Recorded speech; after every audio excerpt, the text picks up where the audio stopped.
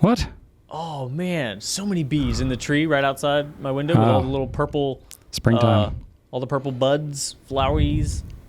Awesome. Whoa. Freaking me out, man. That is kind of freaky. Yeah, bees happen. That's good. We need bees. Yeah. These are those big old bees. All right, Drew. You're editing this now, so we are just burning up your footage. That's true. All right, well, yeah, I'm ready. I'm done looking at the bees. I mean, I'm still going to look at the bees, I'm sure, but... Fair enough. All right, let's do this then. Let's do it. Let's be ready. Welcome, everyone, to episode number 41 of the Goulet Pencast, where fountain pens are still a thing. I am Brian Goulet. And I am Drew Brown. And we are here from Goulet Pens, literally both of us at Goulet Pens right now, to deliver this casual and informal, tangential and extraneous, superfluous and extemporaneous fountain pen show, where we talk about what's going on at the Goulet Pen Company and in our fountain pen lives. In today's show, we're celebrating our 1-year Pencast-iversary, because that happened. That came up real quick on us, Drew. I don't know. It did. We're going to talk about LED fountain pens, times when we specifically don't use fountain pens and choose to use other writing instruments. We're going to talk about distinctive yellow inks, what manufacturers say to us when we are talking smack about their products. We give some random pen spotlights. Well, it's not random anymore, actually. We narrowed it down. We're doing the Justus 95 as a pen spotlight. And we're going to talk about what we did in our weeks off last week, though it didn't seem off to you because we recorded an extra show just for you all. But we actually did take some time off last week. And we're recording this. This is I'll call it a transitional show where we're both in the building. We're not in the same shot, but we're getting ever closer to next week where we plan, if all goes well, to shoot in person with a new digs. We got a new setup for the Pencast that we've been working on. It's not ready yet, but we're going to have it for you next week if all goes well. So look forward to that. But in the meantime, we're still recording this in separate rooms. So sorry, Drew, you do not get to experience just how sweaty I am right now because I chose to wear pants because this morning it was cold and now it's like 70 degrees outside. And it is that time of the year in Virginia where we are deceived on a regular basis as to what the day is going to turn out like. Yeah. And unlike Drew, who wears pants year round, which I don't understand because that's insane, I can't do that. Why pay full price for half pants? I don't understand that. Oh, I pay more than full price when I'm wearing pants because... Well, that's because you have 900,664 pockets in your shorts. No. Well, you pay per pocket. It's expensive. You go that... I do get my money's worth on some shorts, I'll tell you that much. But when I'm wearing jeans, it's just regular pockets. I don't get... Unless I got carpenter jeans, which I love, but they're not really in vogue anymore. They're hard to find. Because that super concerns you when you buy clothes and you're like, is this in vogue? No, that's never a concern at all. No, it's definitely not. My number one concern is, does the pocket arrangement of the lower portion of my body, does it meet my specifications for what I plan to do in my life? That shirt is a tried and true Goulet video shirt too, by the way. Oh, yeah. This shirt's been probably 150 videos. Yeah, that's a classic. Yeah, that's Old Faithful right there. Yeah, it is. I tried to step up my game a little bit. You know, I was coming into the office. I was like, maybe I should not look like I just rolled out of bed. You're fine. Gelled the old hair. Yeah. It's weird because we didn't skip a beat for you all. I mean, we totally jacked up the order that we were trying to shoot the shows, so it might have gotten a little wonky. But, you know, we both were not here last week, and now we're back. So we're getting into the groove of it, so it should be an interesting show just because we're going to be a little maybe offbeat, a little punchy, but should still be a pretty good time. Anyway, yeah, number 41. Not bad, Drew. Not bad. We made it a year. Respectable. Not bad considering how much planning went into deciding that we were going to start doing a weekly show / podcast. It was a 3 days worth of planning, 4 days, something like that. That's being generous. Yeah. It's it's really refined over time. It's honed into the masterpiece that you are going to experience today. Yeah, instead of an hour's worth of nonsense, it's 2 hours worth of nonsense. That's right. And speaking of all that, we're going to start off with some feedback. Okay, so we had a few more knowledgeable people than us, or people with better memories, because we were both aware of the Pilot Petite 1 fountain pen, which is not available in the U.S., and I actually think it might have been discontinued worldwide, maybe. I don't know. That's what Either I heard. way, That's what I heard. there's a pen called the Pilot Petite 1, and last time, maybe, I don't know, sometime in the past, we talked about wick feeds, specifically on the Pilot Varsity, which was brought up to us as a just super reliable writer with a wick feed, and why other pens don't have that. But we were reminded by several folks in the last Pencast that the Pilot Petite 1 was one such example of a wick feed. Obviously, that's not really on our radar very much because A, they never imported it into the US, and B, I don't even know if you can get it now. But either way, it's true. Wick feed, writes great, Pilot Petite 1. It's a cool pen. It's a really it is. Cool We pen. tried to get it. We definitely did. Yeah, we tried to get it for years, and I have almost every color in my little collection. I can't believe I didn't think of it. I just haven't looked at it in a while. Yeah. So it slipped my mind, but very cool pen. Very cool. On YouTube, Fiddle Twist commented regarding trends in fountain pens, which Brian answered last week about how susceptible the fountain pen industry was to trends like fashion. Yeah. Fiddle Twist says there certainly seems to be an explosion in pen brands using resins from individual makers like Jonathan Brooks. That's a really good point, Fiddle. I completely agree with that. We have definitely seen an uptick in brands. Most recently, Visconti, we had a couple pens that used Jonathan Brooks's materials from Carolina Pen Company. So most definitely true, and I think that that's going to probably continue. We're seeing diamond cast resin from Tim McKenzie being used in Esterbrook pens. So it's really exploded in 2021, and I'm sure it'll continue into 2022. So good feedback there. And Amanda says, I love watching these pencasts. Thank you. I watch with headphones on because my husband and sons, though appreciative of my love of fountain pens, aren't necessarily wanting to listen to hours-long pencasts. I get that. This results in many times where Brian or Drew will be stuck looking for a word, and I'm over here mumbling parameters, or whichever word it is at the time, and look over to see my husband staring at me, shaking his head. I belong to the Serial Turkey Hammock Club on here and look forward to this every week. Thank you, Amanda. I must confess, though, I don't believe Brian and I ever search for words. We are literally masters of words, mouth words. Yes. Yeah. This the way we have face noises is good, better than any others. The most besterest face noises. Word speakage. Yeah. Yeah. So, but perhaps we've stumbled over a word once or twice. Speak for yourself. Anyway, elocution is my middle name. Is that a word? Elocution? We haven't worried about that so far. Why start now? If you're eloquent, then you have a way with words, right? Eloquence. So elocution, is that a thing? I don't think so. That doesn't sound good. It makes me uncomfortable hearing it. I think I'm gonna make it a thing. If I didn't question it, everybody would just be like, "Wow, that's a really smart word." I guess I just don't know. I really don't think they would. They would probably mention it in the comments. Yeah, you're right, because our audience is smarter than we are, and that's okay. We really appreciate everyone's patience with our, lack of intelligence. We do indeed. There you go. So really what we're just giving Amanda an opportunity right now to be correcting us, thus further proving the statement she just made. So you didn't do that on purpose. It's not elocution. It's not elocution. Okay. I got some feedback too from Emilio.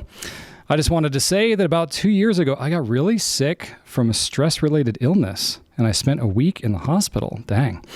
During my stay there alone due to COVID restrictions, and after a few days when I was able to watch YouTube, I found you guys and watched and learned about fountain pens.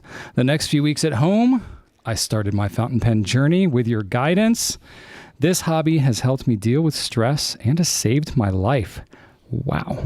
I don't know how we saved your life, but, I will take it. I'll take the credit. I always look forward to the Pencasts, and blue is the best color. Sorry, Drew. Thank you for the work you do to help on pen journeys.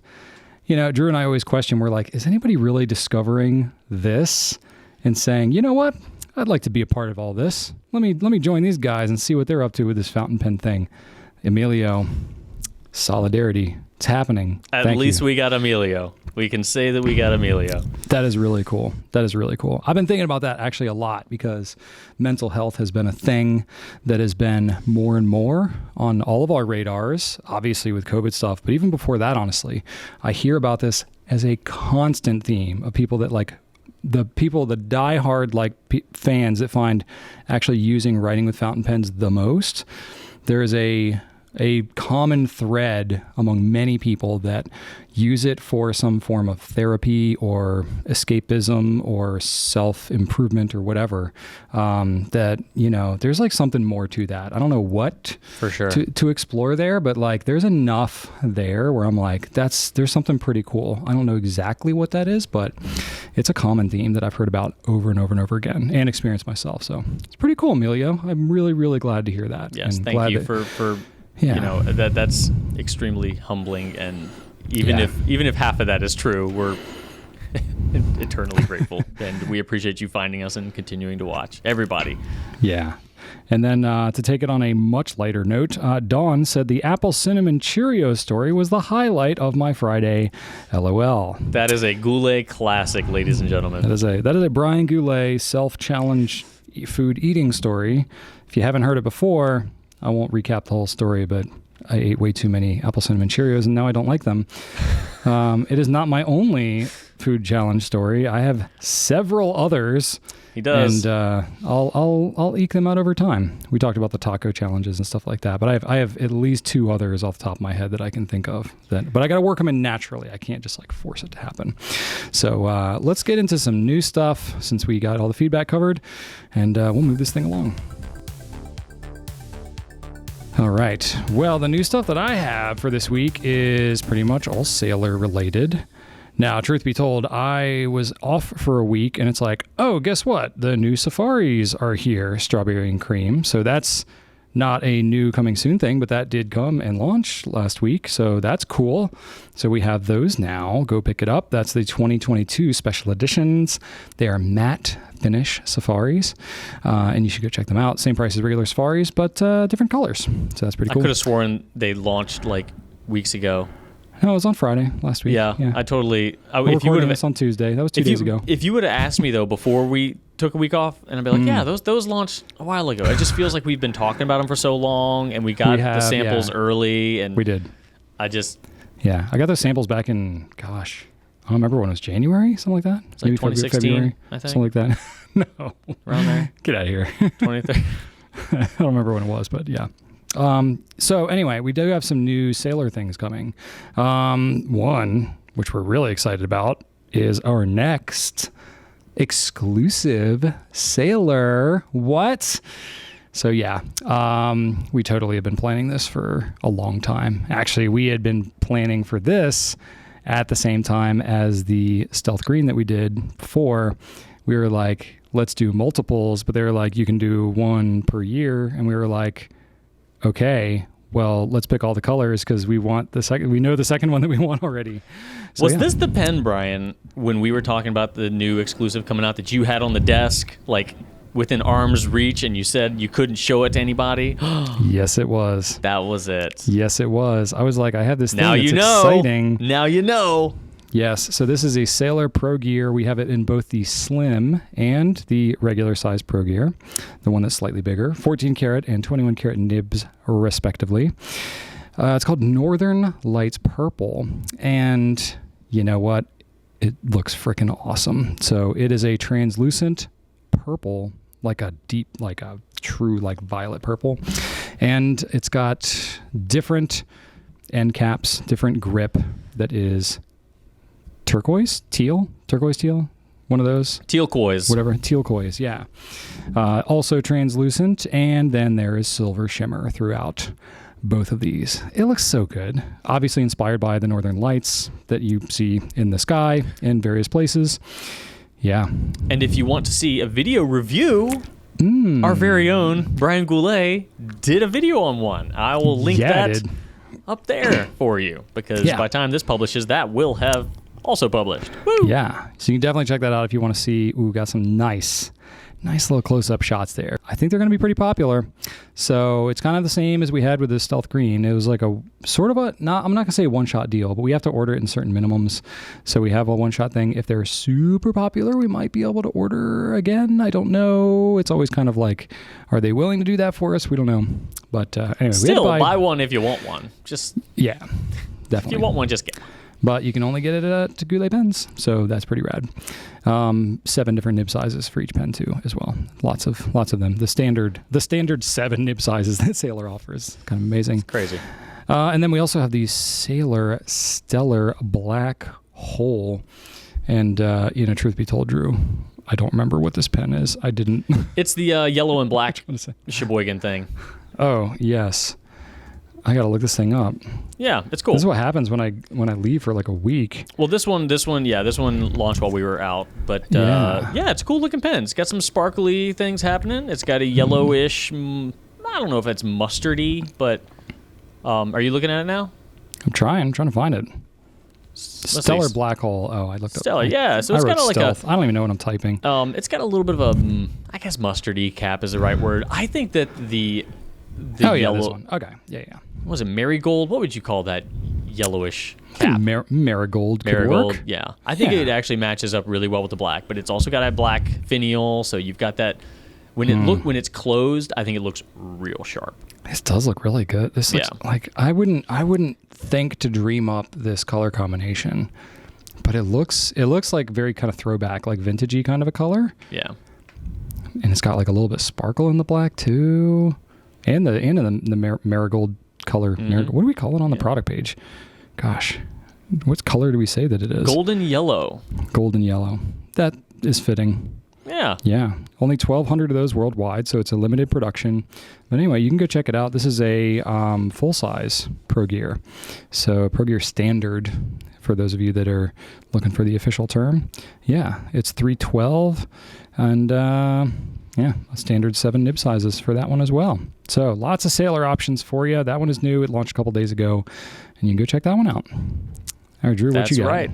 Well, you might remember, if you are a listener or watcher of the Pencast, that we asked you weeks ago about your opinions of a brand called Ferris Wheel Press, Inc.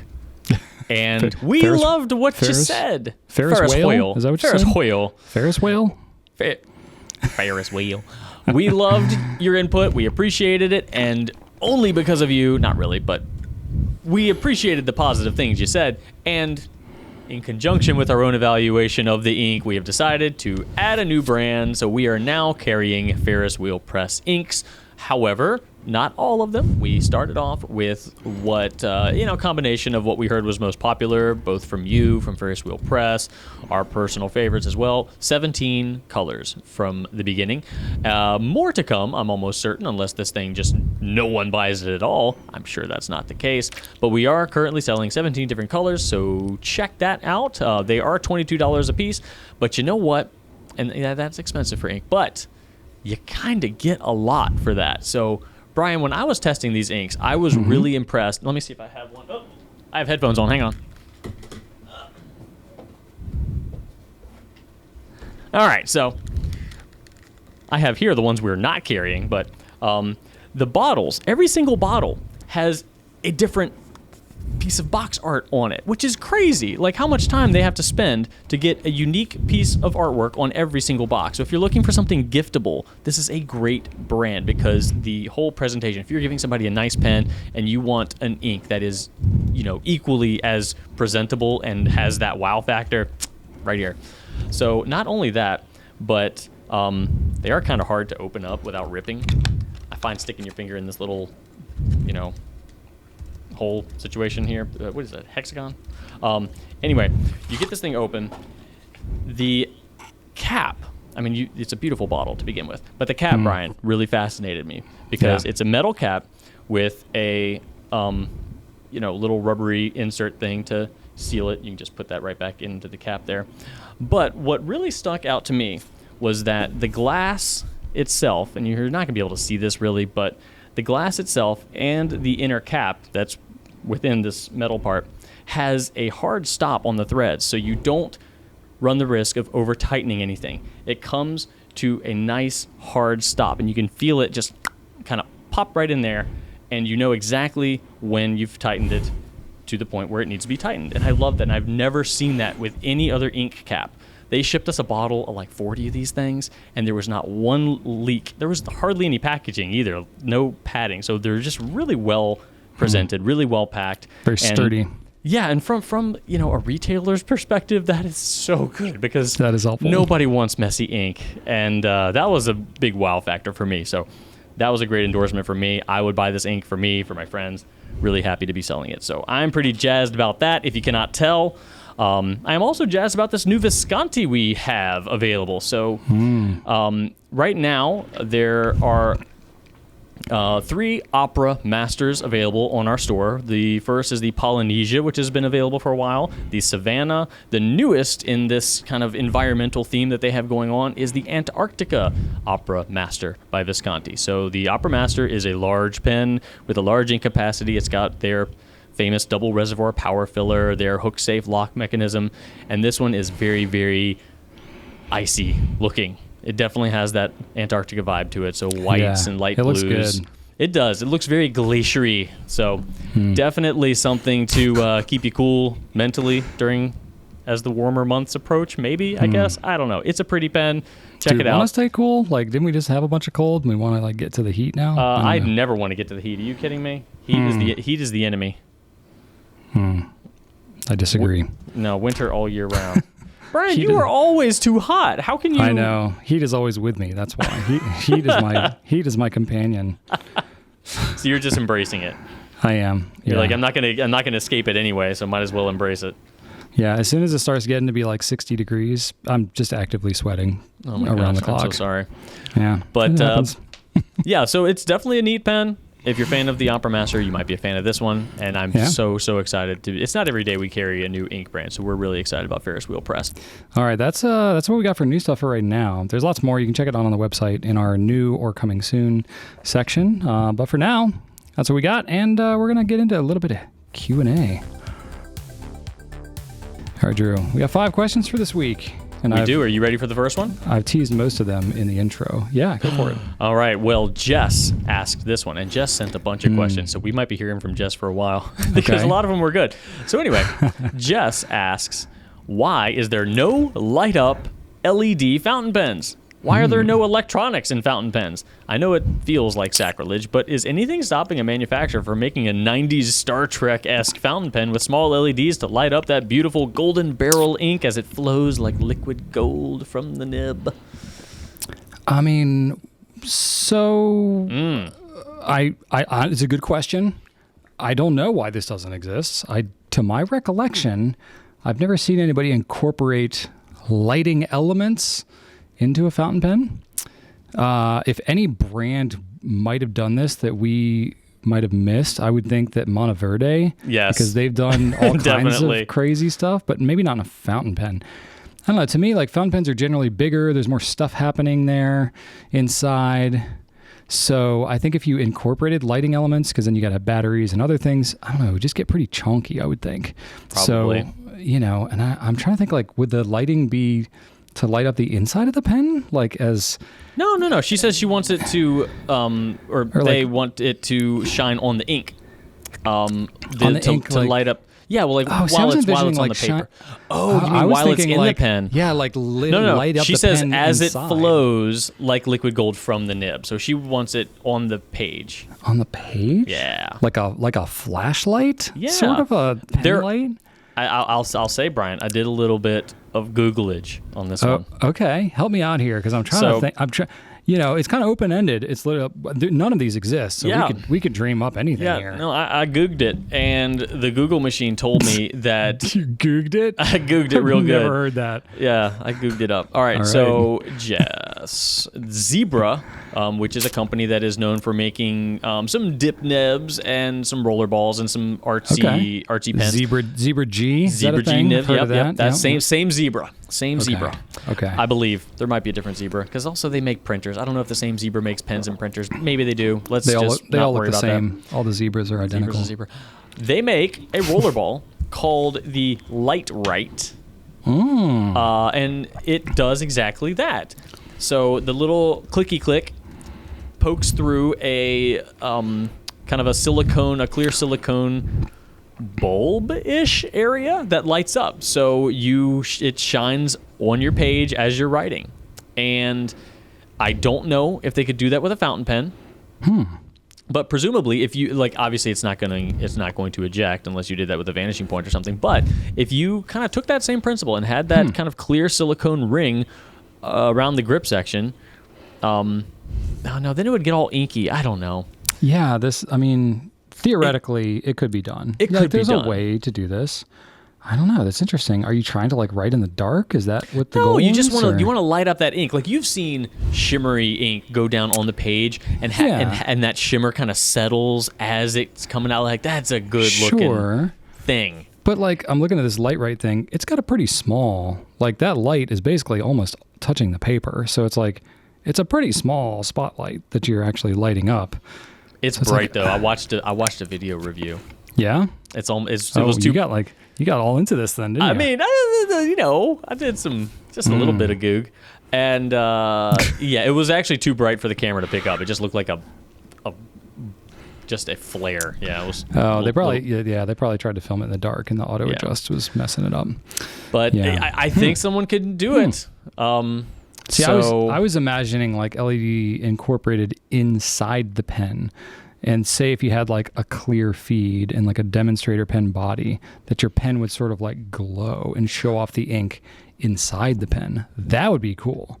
That would be cool. That would be every bit as not practical, but I don't know. That would be kind of neat. Practicality hasn't stopped Monteverde in the past.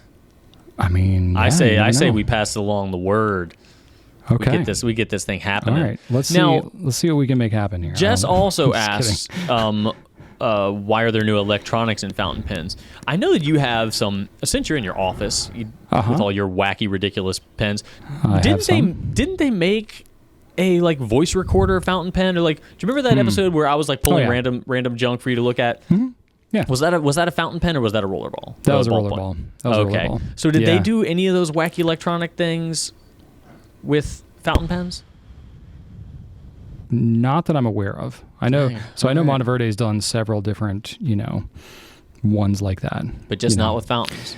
Not with fountains. There's too much going on. Too much going on in there. Because a refill, rollerball refills are fairly standard size. You can get really short refills. So if you want to basically have a whole pen body, but use the back half of it for a voice recorder or whatever, and not have to worry about any type of ink or filling mechanism. I bet they could put... You can do that with a rollerball. I bet they could put a flashlight on the tool pen. There you go. I'm sure you have laser pointers, and there's pens with stylus tips and all that type of stuff too. But I think that we've seen limited... Yeah, with LED technology, you would think there could be some lighting possibilities. Can you imagine a TWSBI Eco with a light in the internal filling? Oh my gosh. With all that ink... Yeah, or a 580 with the faceted kind of thing going on there. I don't even know. I don't even know. You could have a blacklight LED and get some photoreactive ink and stuff. I don't know. This is interesting. This is. We're probably just getting into super obscure territory here where fountain pens are obscure. We're in the right place. That's what I'm saying. It's already obscure. You're taking an already obscure thing and making it even more obscure. So I don't know. We'll have to look into this. I literally have never thought about it before getting this question. It's maybe there's something there. Lights inside pens. Why not? Maybe there's something, yeah. Okay. We'll look into it. Thank you very much for the suggestion there, Jess. I got a suggestion from Joseph. I don't think it's my son, but it could be. Of course, says Joseph, you and I, and certainly most of your viewers, are very much into fountain pens and use them essentially all of the time. But are there times when you think a fountain pen is not the best choice and you pick up a ballpoint, rollerball, or a gel pen? I ad-libbed on those noises. Joseph did not write in those noises, but, was going for entertaining effect. So, Drew, what about you? Will you consciously choose to not fountain pen? Absolutely. All the time. What? All the time. Absolutely. So, honestly, When are fountain pens the absolute best choice? Like, seriously. Always. It's Always not true. always. It's most Always. definitely not always. I love them. I Always. absolutely love them. Always. But they're... here's the thing. I actually never carry a fountain pen with me. I have them here. What? I have them in my bag, but I don't always carry my bag with me. I have like my laptop bag, and I have my pens in my laptop bag. But if I'm not bringing that thing somewhere, I don't put one in my pocket. I used to, and I found out 2 things. A, it always got ink up in the cap. As we've talked about, Brian, I am not a very active person, but I am a very energetic person. So that leads me... You are known to bound about as you move. Yes. So within my sedentary lifestyle, I still do find regular opportunities to skip. I enjoy a good skip throughout the office. I don't ever touch the bottom 2 steps. I'm like, well, I can just jump at this point. So if I'm going down the stairs, I'm like, let me just jump onto the front floor mat in front of the front door. So, yeah, wow. Movement happens, and that's just not conducive to, fountain pen maintenance. It makes ink spritz, and there's jostling that occurs on my person. So I found that to be not something I want to deal with. You're probably a fringe case in terms of what a pen may go through. But even a brisk trot, hopping up and down off of a curb or going down stairs from a parking deck, like that can jostle ink spritz into the cap, and that's just annoying because depending on what pen you have, some pens it's really easy to swab out the inside of your cap. Some pens it's a nightmare, and you've got inner cap mess to deal with. It's just like not worth it. And then the second thing that happened was I just wasn't using them. I would be like, all right, let me put all my stuff in my pockets, and I put a fountain pen in there, and then I didn't use it. And I'm carrying this thing around, and just nothing happened to, make me use it. Because I'm not carrying around paper, so I'm just, waiting for some sort of situation to happen, be like, aha, I have it. And if I'm going to be at someplace for a long period of time, and I need to bring other stuff, I'll have my bag with me. Sometimes I will go place, and it'll be a long time, so I'll want to bring the kid's tablet or something in case he needs to keep himself occupied, and then I'll have my bag, and then I'll have my pens. But if we're just going out to a restaurant or something, I do not bring a fountain pen. I will bring a Retro 51 rollerball. That's part of my everyday carry. I have my knife, my watch, my coin, my wallet, and a retro rollerball, one of 2. I have the system, Mike Dudek's system, and then I have the Discovery. I have 2 shuttle pens. I don't know. I have one of those. And I just switch between those 2. And if I want to sign a receipt with something that's a little bit more personal, I have that available, which is still fun. I still want to inject some, personality into my writing experience. I do find joy in that. But I'm not going to bring a fountain pen with me out to dinner just so I can use it on a receipt and have it smear everywhere. Honestly, the retro rollerball smears enough. I don't need... True. I don't need a wet, water-based ink. The receipt signing is not my ideal scenario either. Yeah. No. And that's really the only situation that just kind of pops up in those situations where I would, have my pocket pen. So I do write a lot at home. Not a lot, but to your point earlier about this mental health thing, I found myself whenever I'm frantic on the weekends, okay, what do I do now? Okay, I did that thing. I really wanted to do that. I don't want to. I'd like to play video games, but I don't feel like I can right now because I haven't done enough. I stop, and I just start writing for a little bit, and it just resets everything. Even if I'm only writing for 5 minutes, it's like a brain cleanser for me. Yeah. And I'm like, okay, everything just kind of got wiped. It's like shaking an Etch-a-Sketch, and I'm good now. I've got a blank slate, and then I can go on. So I always keep pens at home for that reason, but. Other than that, no. I'm strictly a pocket rollerball guy. Fair enough. All right. Fair enough. What about you? Do you find yourself carrying fountain pens around when you're just going about your everyday business? Yeah. I mean, since COVID life started, a little less because I'm kind of like you. It's like work or home. Not really going many other places, or if I am, it's very purposeful. I'm going to the grocery store. You're not going to bring one to the grocery store, though, right? No, I don't, because I use my phone for a grocery list because it's a lot of items and I'm constantly updating it, and Rachel will, add things to the list while I'm in the store and stuff like that. So, the collaborative aspect of it is pretty nice there. So yeah, not as much there. Though, I mean, a grocery list would be a great opportunity to write stuff down. But out of me, with my writing down, it's a little less utilitarian, a little more purposeful. Like I just went to a work conference last week, and I wrote like 20 pages of notes in my like bullet journal thing. So there, I had my laptop with me. I actually brought it to the like conference, like breakouts and stuff like that. But I didn't want to open up my computer because, for one, then it's like you got this big bright screen and other people can see what you're working on, and there's notifications, all kinds of other junk going on. I was really trying to concentrate on it. So I really appreciated having something, physically there. So I'm pretty purposeful when I am writing, but I definitely will have like, more like the pocket style pens that I'll carry kind of purposefully to be in my pocket, like the Traveler's brass pen and stuff like that I mentioned before, where I will, Lamy 2000 is good for that too. I wouldn't hesitate to throw 2000 in my pocket and have it next to my pocket knife and keys and stuff. Right. And I'm not really worried about it getting damaged because it's a tough pen. That's what happened to my Vanishing Point. This is like my conference pen. Whenever I'm like at a class or symposium or whatever, like this is the thing, and it is. It's a little brassy these days. Yeah, that one. But it's fine. It's the best note taking pen. So I mean, it's good for that. Yeah. Yeah. So I mean, I personally, there's a couple situations that are very specific and not that often where, even if I have a fountain pen, I'll be like, I'd kind of rather not use it. Like for one, when you have that like carbon copy paper where it's like multiple layers and you got to press really hard through it to write down on the further down layers. I don't really like to use fountain pens for that unless I have, if I have a steel nib, just one that I know you can't destroy. But, I don't like to put a real aggressive pressure on my pens if I don't have to. Plus, it's not about having an experience. That paper is usually pretty waxy anyway, so I'd rather have a ballpoint or something for that. But again, that's really not that often I'm using that. I really don't come across newsprint very often, but that's usually super thin and bleedy and stuff like that. So I would generally not.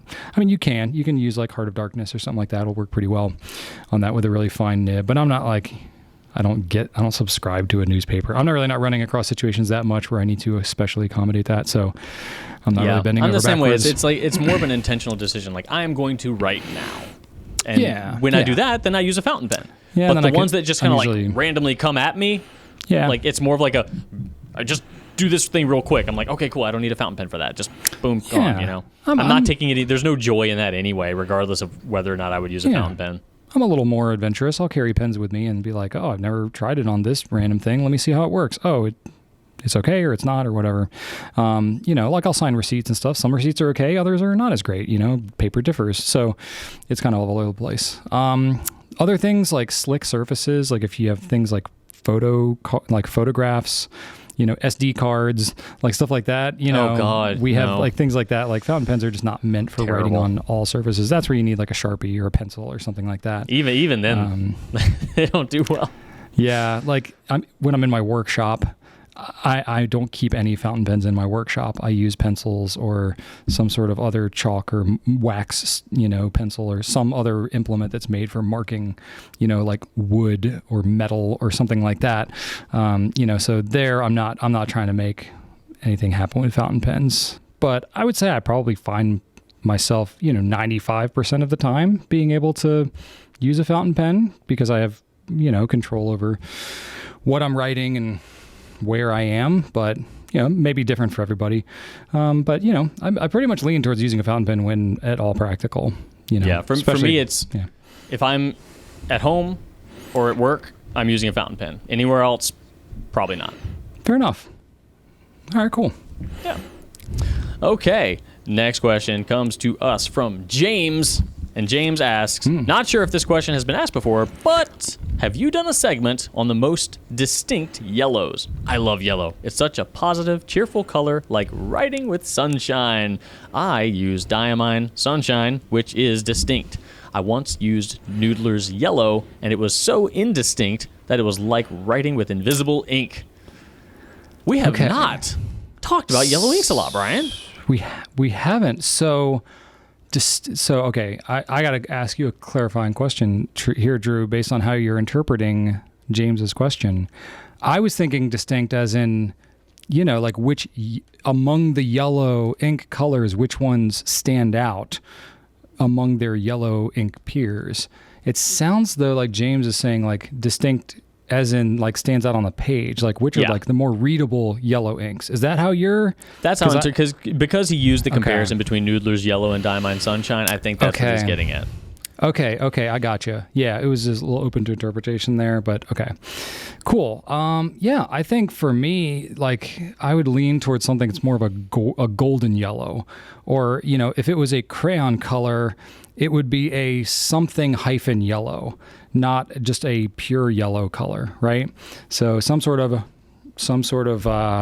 you know, brownish yellow or golden yellow or greenish yellow, you're going to have a little more luck than something that's meant to be a pure yellow, because pure yellows honestly are going to either look like highlighters or they're going to just not be very visible, especially if it's on bright white paper or even ivory paper. If you have like the Rhodia paper that's kind of yellow anyway, like the yellow Rhodia Premium, like the very yellowy kind of cream paper, yellow ink is gonna kind of blend in a little bit. Yeah. So yeah, I mean, some of the ones that I have enjoyed the most, I'll be honest with you, I don't go towards yellow ink colors very much, probably mostly for this reason, for the fact that they don't stand out on the page quite as much. So for me, Urban Amber de Bermani is a really nice color. It's a nice, like a sunflower yellow, like kind of a little bit more of an orangey yellow, I would say. But it's a very nice color, lots of good shading, very, very pleasant yellow. That's one that I used early on in my fountain pen journey, and it really always kind of stuck with me as being a very pleasant yellow. Brian, I think that's more brown. I mean, no, it's like an amber. Yeah, it's like an amber. So it definitely walks that line. Okay, yeah, it is. It's not too far off from Noodler's golden brown though. Yeah, I mean, yes. So anything with the word golden in it, I think is a good place to be in terms of a usable yellow fountain pen ink. Yeah. Does that make sense? Like, yeah, I just it's tough to call. I would have a tough time calling this one a true yellow though. See, I wouldn't call it a true yellow. I'm saying that's what the question is. We're talking about yellows here. He asked for distinct yellows. Okay. So a distinct yellow is a brown then? Is that what you're saying? I mean, not all the way brown, because nobody wants anything to do with that. But I'm saying, my God. Like, you with your amber deeper damber D. I do love me some amber deeper damber D. Diamine Golden Sands. Okay, also, there you go. Another golden name. Okay. It's got some yellow shimmer in it too, That's which maybe pretty, yes. helps boost up the shine a little bit. That's a very pretty one. Pelican Golden Barrel as well. That one's pretty brown looking as well. It's kind of like an Amber de Bermani with some shimmer in it. So I don't know. I guess what I'm saying is, you know, I really don't use true yellows. I pretty much use golden somethings. I would say that the Golden Barrel is more yellow than amber. Yeah. Okay. And I think that it might be because the shimmer is very yellow, so that I think and bolsters the shimmer is its vibrance a little bit. Yeah. The shimmer is like, it's barely in liquid form. It's like you're almost writing with like a stick of shimmer coming out of the nib. It's so shimmery. A beautiful ink. Yeah. So for me, like bright yellows, they're not hot sellers. Being honest with you, the brighter and less distinctive, I guess, in this definition, the less popular they are. I think most people end up using those more for kind of like watercolor, mixed media art stuff, where they're going for a yellow color, not necessarily, because honestly, when you're writing something with lettering, if it's too bright, too pale, too much like that in any color scheme, you're just not going to be able to read it very much. So I think yellow gets there quicker than any other color family.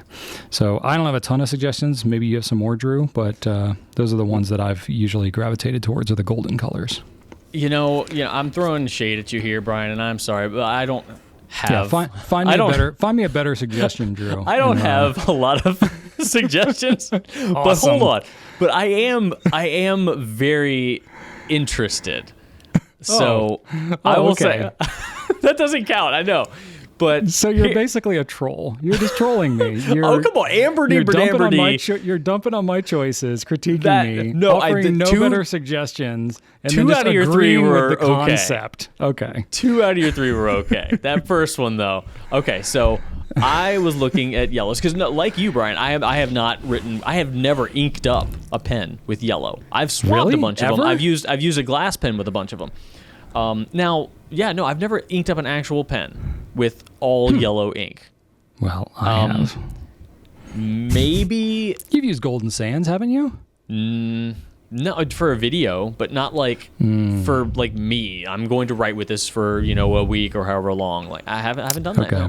So I'm really into this now. I want to find a yellow that I really love. So I'm here for you, Joseph. So I will say that I'm going to empty out my 3 pens, and I will write with nothing but yellow for the next week because I've got 3 I really want to try. Oh. Okay, so Sunshine Yellow, which is one of Joseph's inks, that one looks really, really good. Like, that looks like a pretty yellow. So I'm going to use that one. And Rohrer and Klingner Helianthus has been a super popular ink for a long time. Like, that's I think probably the most popular yellow ink that we sell.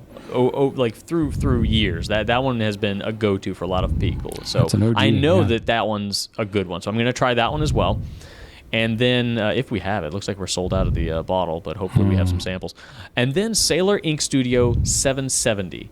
That one also looks really nice. Now, these are not true yellows, like Brian said. I completely agree with him there. Those bright yellows, while they look exciting, they just don't have enough distinction to stand out on white paper. So these, I think, are a little bit more marigoldy than just the true bright highlightery yellow. So I think these 3 are going to tell me some things about whether or not I can add a yellow ink into my normal rotation of colors. But it's not something I tried, and I feel bad for it. I want to give it a shot. So I'm really excited to try those. So that's what I'm going to do. I'm going to use those 3 inks as long as I can get my hands on them.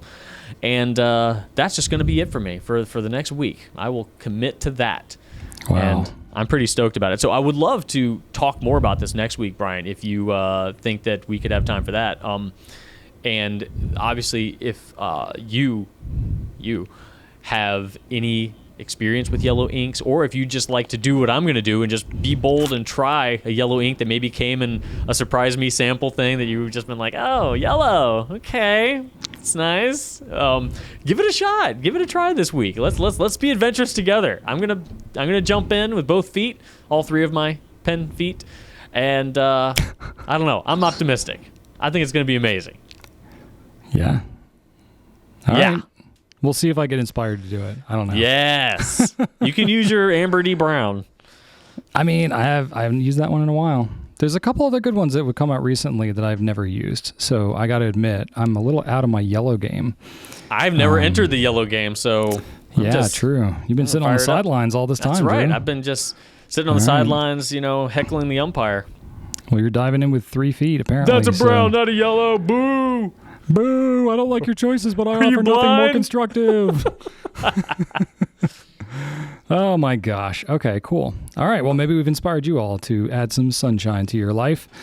My next question that I have for you, Drew, comes from Lauren, who asks, why are some nibs scratchier than others? I recently got a Sailor 1911S, and it has more feedback than my Pilot Custom 74. Why?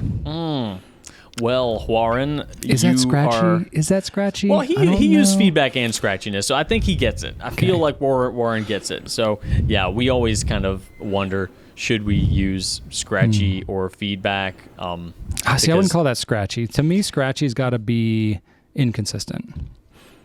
It's generally when we're like troubleshooting with customers, we try to just have a distinction between feedback and scratch. Scratch meaning like something that's not supposed to happen. But I get what you're saying. It's not a standard. It's not a standardly defined experience. Some people call something that's scratchy. They say it's anything that's not like it's subjective, butter, just like smooth. Yeah, just like smoothness and flex is subjective. All of it is. But anyway, there's a reason for that. There's a very good reason for that. And I will say that Sailor is that way. And any Sailor you pick up is going to have a little bit more feedback than something like Pelican, for example. So a lot of folks love it. I Pilot, personally for example, enjoy it. Yeah. And a lot of it has to do with how they polish their tipping.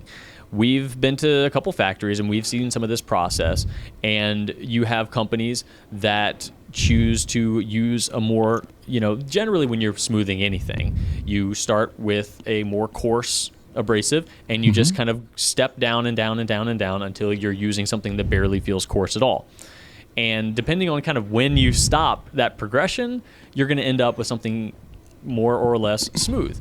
And companies like Sailor, and we also visited Aurora and noticed that they also stopped their polishing process a little earlier than some other manufacturers, comparatively. They're going to just have a little bit more feedback on the paper. You're just going to feel a little more graphite-y, which is, something we often use to talk about pencil, Sailor. Yeah.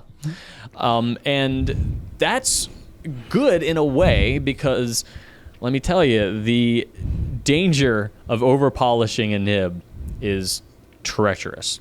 And the closer you go to that beautifully smooth zone, the closer you also get to falling off the edge and having it be over-polished. So if you can go right up to the edge and stop right before you get there, great, amazing. You get a wonderfully smooth writing experience that also flows really well. But some folks just choose to either, play it a little bit more safe, to not go so far close to the edge, or they, move back on the polishing just to create that signature feeling that some people really like. It's very subjective. Some people really like. It's very subjective. You might like it, you might not. If you do like it, Sailor's a great brand for you. If you don't like it, try Pilot.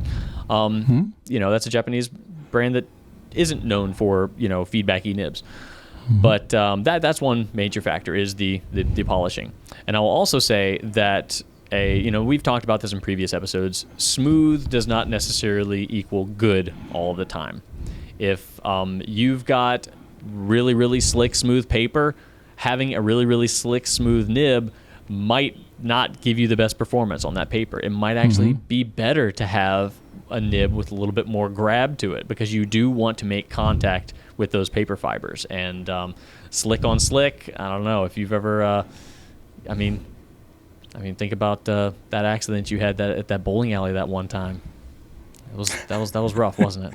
I'm sorry that happened, but no, it is subjective. You either like it or you don't. But that's some of the reasons that we have seen. Now, I will say that I don't know if this analogy works, Brian. You'll have to correct me on this. But the way I feel, as the pens that I've written with, if I write with a nib that is a little bit more coarse feeling on a paper that isn't super slick and smooth, I feel like I get better performance, more reliable performance than if I write with a super, smooth nib on a super slick paper. And is that kind of like if I am wearing shoes with a tread on them on carpet versus dress shoes on a basketball court? Is that a good analogy? I think that can work as an analogy. Yeah. It depends. Because it depends on what you're going for. It depends on the surface that you're walking on. Yeah. With pens and paper, you want to make contact. You've got a very small portion of. I'll bring this visual aid out that I made for another question. But here's the tipping of your nib, right? That blue line representing the ink. If it's right down on the nib, right down on the paper, you want your paper to be right there. And let me make it straight. Right there. And if you've got something, it's a very small area you're trying to hit right there. And if you've got a really, really flat piece right there, if it's off even by just a little bit, you're not going to make contact. But if it's a little bit more coarse, then you're making contact with more of the paper or more of the nib if the nib is more coarse. And that's what makes, it's one of the many elements that makes a pen flow well is proper contact on paper. And you're always trying to get that proper contact. Yeah. And if you zoom in on paper, it's not flat. It's got fibrous things happening. So a more coarse nib might have a better chance at connecting with that paper. Yeah, and I think it's a pretty decent analogy there. And it kind of depends what your purpose is. To go with your shoe analogy, if you say you're dancing, well, if you're doing like a foxtrot or something, you may want a different shoe than if you're breakdancing, right? So it can even depend on what you're doing, what performance you're actually trying to achieve on that thing. I don't think most people, just picking up a pen and writing with it are really thinking about it that much, but we have a lot of sensitivity in our fingertips, and the amount of difference of what we're talking about here in terms of how much you're polishing the tip of these nibs, you can't even see it with your naked eye. In fact, most of the time you can't even see it under a loop, like 10 or 15x magnification. You're talking about, literally microns of difference in these abrasives, but you can still feel the difference of it when you're writing on the page. So it's something that, as you use fountain pens more, you will, just like if you're into fine wine, or if you play a lot of golf, you can notice the difference between some of these, different things in the instance of pens, different nibs and how they're tuned and how they're smoothed and all that kind of stuff. You notice some of these finer points, and then you sort of refine your palette, so to speak, the more you get used to these pens. So I think you start to gain some preferences and all that as you use different ones. And you may learn that, I actually prefer something that is a little smoother or that is a little toothier. That is my actual natural preference. Doesn't mean it's good, bad, or otherwise, but different manufacturers tend to kind of tune theirs to one way or the other. And it's not good, bad, or otherwise. It's just kind of how they do it. But one thing that I do want to talk about that we haven't mentioned yet, though, is the nib size can make a huge difference. If you have something like an extra fine or a fine nib, boy, that can make a whole huge difference. Even if it's smoothed to the same, grit of abrasive, just the fact that it's making so much less contact with the paper, it can feel so much toothier with a really, really fine nib versus one from another brand. Now, Sailor and Pilot here, I think if you're comparing the same nib size, you're going to see a lot of similarities there in terms of the actual size of the tip. But if you're comparing something with like a Japanese brand and, like a Pelican or a Lamy or something, you're going to see some differences on the extra fines and the fine nibs where they're going to feel toothier on those Japanese pens just because they grind them finer than the Western counterparts do. So you really need to compare more like a fine nib on a Sailor or a Pilot to maybe an extra fine from something like a Lamy or a Pelican. So, it can really vary a lot based on the nib size as well. That's right. You're writing with a very, very pointy piece of metal. Yeah, but that's cool. That means you're refining your palette. You're refining your palette, because most people, when they first pick up a pen, don't really notice the difference that much one way or the other. But I don't view this as a bad thing. I view it as you are learning and gaining experience and learning what you like. And if you truly love the pen and you want to get a really refined experience, that's where like getting something custom ground from a Nibmeister might be more in your wheelhouse, because you may be looking for something that manufacturer just doesn't quite do it that way, but it can be made that way if you want to really kind of specialize and get it done. There we go. All right. Okay, we are closing off our questions with a curiosity from Mark. This is a spicy one. This is a bit spicy. It's got a bit of a kick to it. Mark asks us, have you ever received criticism from a manufacturer after giving negative feedback during a pen, ink, or paper review? Criticism and negative feedback. Brian, you have done a lot of video reviews. I don't know if you know this, but... I have? Yeah, just a couple hundred, no big deal. Yeah, okay. A couple thousand maybe, I don't know. I'm usually just kind of talking to myself into the void. Yeah, you've probably blocked it out, but you've said some things about some of these products. Yeah, I mean, I guess it depends on, what you consider a negative feedback. Oh boy, here he goes. I'm trying to think about this I'm trying to think about this very genuinely, because the truth is, I really haven't gotten a lot of criticism from manufacturers. And I think part of that is because I really, really try when I represent, whatever, as a retailer, as a reviewer, as myself, because I'm kind of all of these things wrapped in one when I'm reviewing a pen.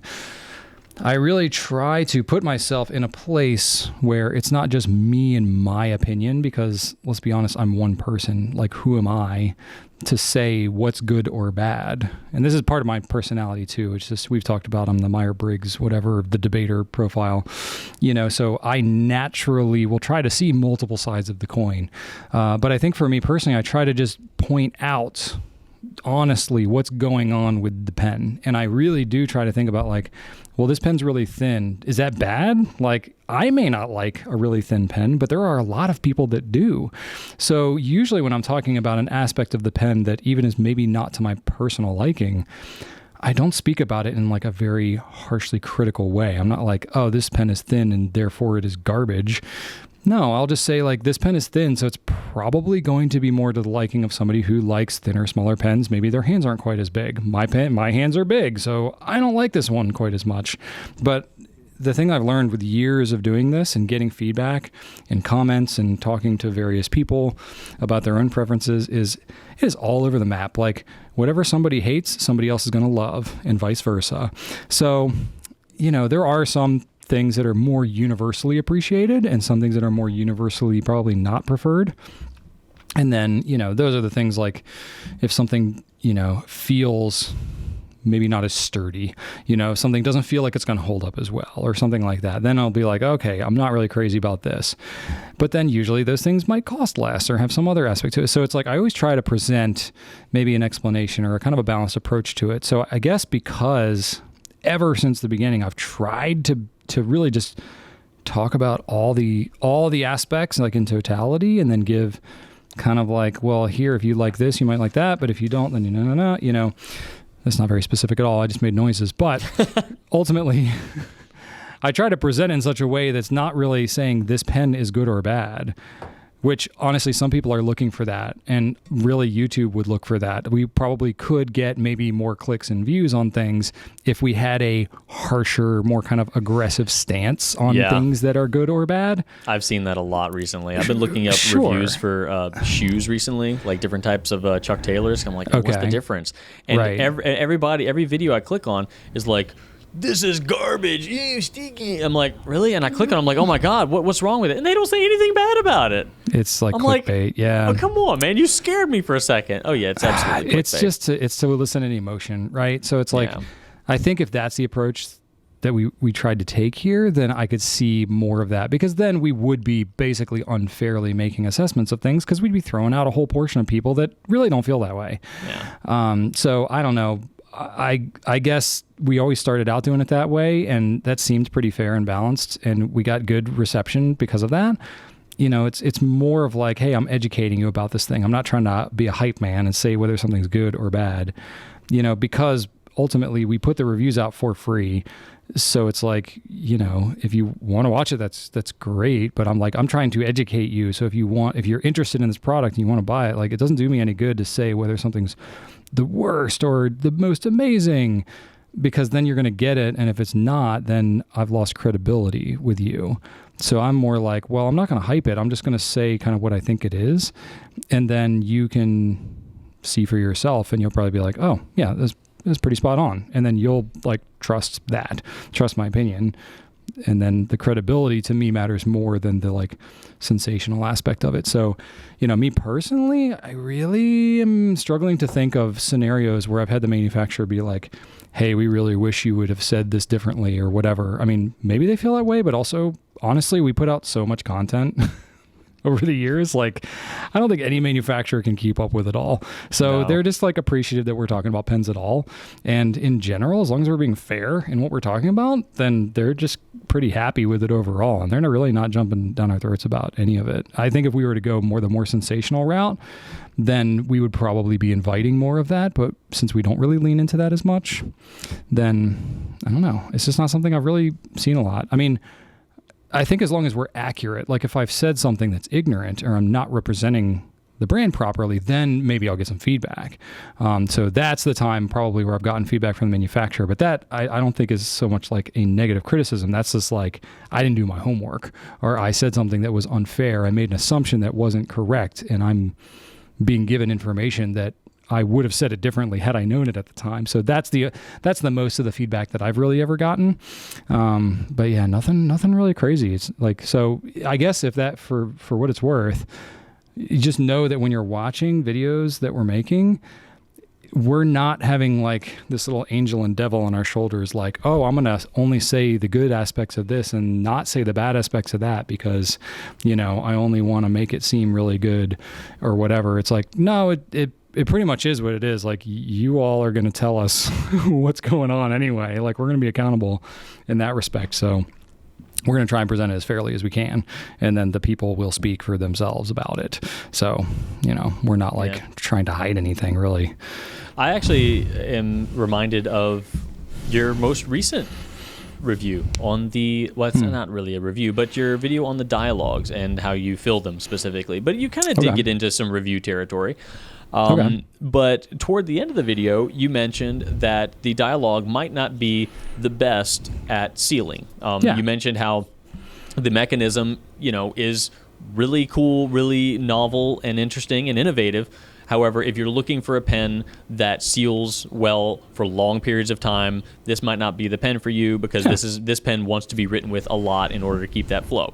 So that was, I think, a good example of a very Brian thing to say, saying like, hey, this pen doesn't do this as well as some of these others, so if you're going to buy it, you're going to want to write with it for a while. So like, you're not saying like, this pen dries out like crazy, it's totally useless. You're like, this is what it is. These other Lamis probably will do better in this area, but and I think that if you're buying that pen and you hear the information, you can either be like, okay, well, I want to write with it every day, so great, or you can be like, oh darn, no, I never clean my pens and I don't write with them but once a month. So you can say something that approaches negative or a con and not be like poo-pooing all over the pen. You can word it diplomatically and just kind of like you said, just they're just facts. Yeah, exactly. It's like using the Lamy like trapdoor thing as an example. Yeah. It's like, okay, pretty much any retractable nib pen, it's going to not seal as well. And in that pen in particular, there's a lot going on there. I think the engineering is really cool. Yeah. But, the novelty and that aspect of it, I think, makes the pen worth it. But only if that's what you appreciate about the pen. If you don't appreciate that about it and you care purely about kind of the utility and longevity of the ink drying and stuff like that, then that's not going to be the pen for you. So that's like more the approach I'll try to take, is more just informing and kind of educating, disclaiming kind of a thing, rather than making absolute statements about good, bad, or otherwise. Yeah, Brian, and I tease Brian all the time here because he doesn't take a hard line on anything. But that's just the way he is. And we'll be in meetings. If we are in one of our new product meetings or something like that, Brian might actually have, a topic that's kind of, his topic, like, hey, I found out this thing. What do we think about this product? And we'll all be like, oh, yeah, that sounds good. And then he'll be like, well, here's the thing, though. I don't know, because what if this? And we're like, wait, hold on. This was your thing. But like, he really does. Yeah, well, he really does place a lot of value on seeing things from all sides, and I think that's good that you're doing a lot of the reviews and stuff like that, because you do have that mindset. Yeah, and that's why, like, I generally have shied away from some of the first impression style videos personally. Like, you've done more of those than me. For me, the first impression style, it's not as entertaining because I'm really kind of asking myself a lot about the pen, and I need it probably kind of paralyzes you a little bit because you're natural. You want to gather facts. Well, usually, like, you can, and when I have done, first looks and stuff like that, you can see some old ones. You can see my thought process is like, and they're always very long, because I wander about as I'm doing it, because I discover more about it. And then as I'm thinking about it, I'm like, okay, so my first impression was this, but actually now that I see it a little bit more, okay, I can see a different aspect to it. It's your second, third, and fourth impression at that point. Yeah, it's like I have to really experience it a little bit, and then I get a kind of a whole rounded perspective about a thing. So, and we joke too, because whenever I get a question that's like, oh, what's the one pen that you would blah, blah, blah, blah, blah. And I'm just like, gosh, it's so hard because I really see things from a lot of different people's perspectives. So, my own opinion about it is I almost don't even value it that much. It's really about what is the thing, what is, who is it for? And I'm kind of just like a vehicle for whatever you knowledge have education. to be like, as an owner of a retail business, in choosing products, you can't choose just stuff you like. Like you can't. That would really. But I mean, you could, but that would really limit our selection. We would only carry blue products if that was the case. But you've been like training your mind for the last decade plus on not using your own personal decisions to make fountain pen related decisions. Yeah. So it's not something you can probably just turn off. Yeah, but I can still have like my own opinion or whatever. But I think there's a very distinct difference between when I'm reviewing a product, I'm trying to present it with information for people who are interested for themselves. So because I don't know exactly who's watching that video, I try to present as much information as possible so you can make an informed decision. That's very different than like, here's just me just riffing about what I like about a thing. I mean, that's all well and good, but personally, when I watch reviews and when I watch other things about non-fountain pens, and I'm genuinely trying to learn about how to do a technique for some yard work or whatever thing, if somebody, all it is just laced with their own personal opinions, and I'm like, well, I'm not using it that way. What about if you are a taller person than you giving your opinion, or if somebody's reviewing a chainsaw and they're talking about how heavy it is, I'm like, well, I don't know how heavy you're used to things. Like, right. Is that actually it's not that heavy? Like, what do you mean not that heavy? Like, that's not helpful to me. I want like a more rounded kind of view of things. So that's personally the way that I always try to present it, because I'm like, let me give you the information that I think is relevant to making a decision, and then you make the decision for yourself. I'm not making the decision for you and then limiting the information to the things that I think are important, right? Yeah. That's probably, I could have just said that one sentence at the beginning of this and saved all that other no, conversation. It's all good.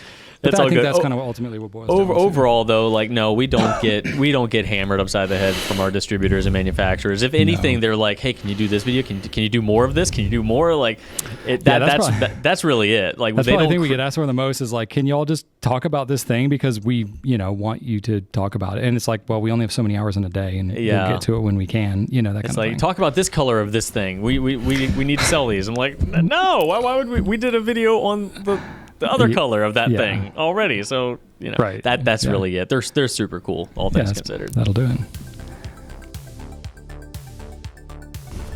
All right, Brian, I have a tip, and it is of the week. That's the best kind. So we're gonna talk about it. I'm gonna bring out my visual aid that I showed off earlier, because I want to tell you one simple thing. Don't rotate your grip. And I don't mean rotate your grip when you're trying to take apart your fountain pen. I mean, don't rotate your grip as you are writing with your fountain pen. We don't want any of that. That's not fun. You're going to have a bad time if you do that. Now, why would that be, Drew? Well, Mr. Goulet, I'm glad you asked. So let's pretend that this little circle here is the front of a nib. Like if you're pointing it right at your eyeball. Okay? So you've got tine, and this blue line down the middle represents the gap in your tines, and then the ink. You're using light blue ink today. See, Brian? There you go. That's what I'm using. Oh, I'm seeing it. Definitely, I sacrificed the top of my Clairefontaine Triomphe notebook to make this beautiful piece of artwork. You sacrificed the cover? Yeah. Whoa, that's commitment. That's commitment right there. It's for the people. It's for the people. I love them. All right. So this is your situation here. And then let's just grab a little piece of paper here. This is where you want it, right? You want that blue line to be touching the bottom of the paper, right there. Yeah. If that blue mark is not touching the paper, right there, there's no ink touching the paper. If that is touching the paper, what are you doing? You've just got a piece of metal on a piece of paper. You're doing nothing. You got nothing. Yeah, because the pen's not pushing ink out of the pen. No, it's just capillary action. Yeah. It's like if you took a straw filled with water and plugged it up on one end, you know how the water just kind of stays up in there? But if you take a paper towel and you touch it to that area where it's still wet, it's gonna suck up ink, right? Even though normally it's not just gonna drop out. So you need to touch the ink to the paper. The wetness needs to touch the paper. So if it is rotated even a little bit, like you're talking, like you know how small those nibs are. So you're talking the gap between the tines of the tipping material, very, very small. So there's only one little tiny sweet spot for you to actually get that contact. So if you're prone to rotating, or if you're, kind of got a slippery grip that's just not working for you, you might find yourself doing that.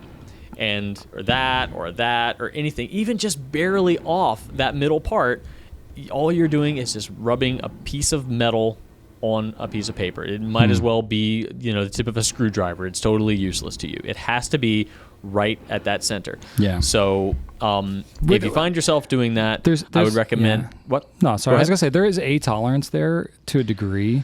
It's not like if it's off by 2 degrees that it's not going to write anymore. You know what I mean? Like, there is going to be some forgiveness. But I think, honestly, some people just naturally rotate the pen in their hands more than they realize. And it's not until you see them do it and point it out that they themselves even notice, like, oh, that's what's happening. That's why, when I get to a certain point in the page that it starts to feel kind of skippy, is because, if they're not moving their elbow and they're twisting their wrist when they get to the far side of the page, they could be rotating the pen in their hand. And that's happened to me so many times. Right. So it's just one of those things to be aware of, that if you're having skipping issues, especially, that you are just paying attention to the rotation of the pen. That's kind of what we're getting at. For me, it's at the bottom of the page, because I rest my wrist on my page for the most part, but then when my wrist falls off of my page, as I get toward the bottom, I'm elevating it a little bit on my own, because I'm trying to compensate for that gap that I've lost, because my wrist is no longer on the my palm is no longer on the paper. And when I do that, I've got my mind kind of on this elevation situation. I'm not paying as much attention to the rotation of my pen, and then I'm like, oh, it always writes so weird when I get to the bottom. It's because I'm just not paying attention. And I refocus a little bit, or I put like another notebook kind of at the bottom of my page to kind of elevate my wrist, make it a little bit more natural for me, and that helps a lot. Yeah, there you go. Good point, Drew. Yeah, it's just something to keep an eye on. This is like one of many factors of something that could be an issue if you with the writing and all that, but it's one that I think it's a big one. I think it's a big one that gets missed a lot, but it's pretty obvious to just check yourself, look down at your pen, make sure that nib is rotated correct. I think most people tend to rotate inward too. So if you're left-handed, you're going to tend to rotate it a little too much to the right, clockwise. And if you're right-handed, you're going to tend to rotate it counterclockwise to the left. So just something to keep in mind there. There you go. All right. Pen Spotlight. Drew, this is one that we admittedly have neglected in the past. This would be the Pilot Justus 95. I tell you, so when I mentioned this pen, we both fessed up to having forgot it on a couple different occasions. We did. And we had specific segments on like soft nibs, flex nibs, all that. Even Rachel Goulet. Rachel, and I tell you, she doesn't forget anything ever. No. And she was doing something on the website where she was kind of like listing, like if you wanted to sort our website by soft nibs, she forgot the Justus 95. So all three of us sleeping on the Justus 95. Yeah. So I think the big thing about this pen, Brian, that we have to just kind of mention from the onset is the fact that this nib is adjustable. It is. Well, not necessarily the nib itself, but there is a bar on top of the nib that extends. It has an extenda bar, and you can switch it from hard mode to soft mode, and that allegedly makes the nib more and less bouncy. So not allegedly, it does. I mean, it does. It does. It's not a ton. It's not as drastic as what I think most people would hope it to be. Right. If that makes sense. So, yeah. So basically what that bar does is literally just kind of like forces the tines down a bit so that they can't move as much. It literally just is putting pressure on the top of the nib so it can't bend up. And then when it pulls back, that pressure is then alleviated and the nib can just flop around wherever it wants to go. Flop around. But I would say it's flopping, but I mean it's a good pen. It's fun to write with. It's very fun to write with. It's a great pen. It feels it's a very solid feeling pen. It's a larger pen too. It is. It is a larger pen. Yeah. I love writing with it. It's got a clip, Brian, that is unique to the Justus 95. I have not seen this clip on another pen. Usually Pilot has kind of like 2 or 3 styles of clips that they repeat on other pens. Yeah. This one is kind of their sword-shaped clip, which you've seen on other pens, but it's got this laser etching to it that I haven't seen on other pens. Yeah. Now, I'm not an expert in Pilot's international selection, but as far as what they offer in the U.S., this is the only one that I've seen. It's a cool pen. It's, just most people don't know, like, where this thing falls. It's really kind of in a league of its own. It's sort of like the Pilot Falcon, how that Falcon nib, it's not found on any other pen but the Pilot Falcon. That's kind of what you get into with the Justus 95, is you get into this adjust-a-bar thing that Drew mentioned, and you're like, you try to explain what it is, and you're like, I don't know what that is. Like, it's the only pen that has that. So unless you've actually experienced it for yourself, then there you go. That's all you got. So and it is also $312. Yeah, it's not exactly entry level. So it's kind of a commitment, But I think if you like the way that the Pilot Falcon soft nib feels, it feels about like that. So it's not going to be more than that. But I think it's around the softness of that in the softest mode. And then when you go hard, it feels about like a normal non-soft 14 karat nib. So, But it's not tremendously more expensive than the 823, though, Brian. Right now, our retail price for the 823 is $288. So it's right in there. At a little over $3, you would consider this to be pretty, on that same price level of the 823. So if you're considering an 823, there's really no reason that this should be cost prohibitive for you. Yeah. I guess it's more just about the writing experience itself rather than the filling mechanism, because this is a cartridge converter pen, so it does just kind of take the Con 70 here. Or others. That Con 70, though. Yeah. Con 70 is a very large, eyedropper converter. That you can fill with a syringe because you don't want to bother with the silly button mechanism. Well, I would say, that, for those that, have the patience, the fortitude, the Con 70 is not that complicated. It's, Fortitude. Anyway. This is an inside joke with me and Drew. He's not as much a fan of the Con 70, and I think it's awesome. Yeah. So here's the thing, Brian. If you had one of these pens in your regular rotation, wouldn't you just always have it in the bendy mode? I probably would. Soft mode? Yeah, I would probably put it in whatever mode that I like it in, and probably just leave it there. Yeah. I don't think that I would be like, oh, I wrote the header in soft mode, and now I'm going to write the body in hard mode, and then I'm going to sign it in halfway in between mode. Like, I'm probably just going to tune it in to where I want it. Yeah, so I wonder, like, what is the appeal of this? Because I like the pen, and I like to write with it in its bouncy mode. I think it's novel. I think it's novel, Yeah, it is definitely novel. It's novel, and given the novelty of it and what prices you see on some other, like, gold nib pens, I think it's actually pretty fairly priced these days. Like, it felt like it was a more expensive pen when it first came out 7-8 years ago or whatever it was. But now I feel like other prices have gone up a bit, and this one's kind of stayed in the same spot. So I think they forgot about it. Don't tell them. Maybe Pilot forgot about it like we did, and they're like, "Oh my gosh, we haven't adjusted the price on the Justus 95." The what? Yeah, maybe. I don't know. Don't tell Pilot about the Justus 95. Best kept secret here in the Pilot They don't world. know that they're still sending it to us. I'm sure they do. It also, a lot of folks might not notice. You can't really see it, but it is covered in very, very modest texture. I don't know. Yeah, it's got lines. It's got engraved lines all over it. They actually have a couple, but not on the finials though. Finials are slick. Yeah. So it's got a light texture to it, but it's not a texture like it's not an abrasive texture. So it's not. No, like, really, you can't feel it at all. It just makes it look cool. Texture. Some people feel really weird about texture on a pen. I don't think this is an offensive texture. Well, no, and it's very, not very slight. No, very, very slight. But it's a neat pen, and I don't think that it's a good size. It's a good length. Just like the 823, you've got a nice long body on the pen, so it's very comfortable to write with unposted.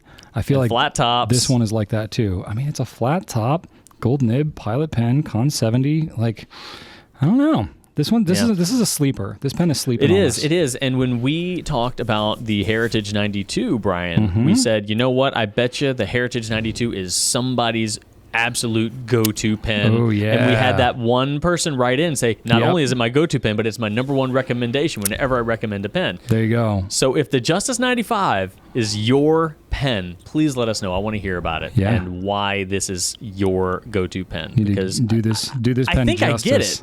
Yeah, I think I get it. I just want to hear from somebody who, like, this is their thing. Fair enough. All right, there you go. If you are that person or those people where the Justus 95 is your end-all be-all, please let us know. We'd love to hear it in the comments because I think you're out there. All right, now let's move on to the nonsensical portion, the what's happening. Well, Brian, as far as what's happening, things definitely happened because you and I had a whole week of happenings. We did. We had very different happenings as well. We had weeks off. Well, yeah, so Brian had to go to an actual thing, and I was like, well, you know what? I don't really... It's not every day that I can take a whole week off and have it not affect a pencast, so maybe I should just take a week too. Why not? I've got the time. So the Goulet Pen Company is very generous with their PTO. I appreciate that. And so I took the week off, and I had somewhat of a staycation while Brian actually went and did real things.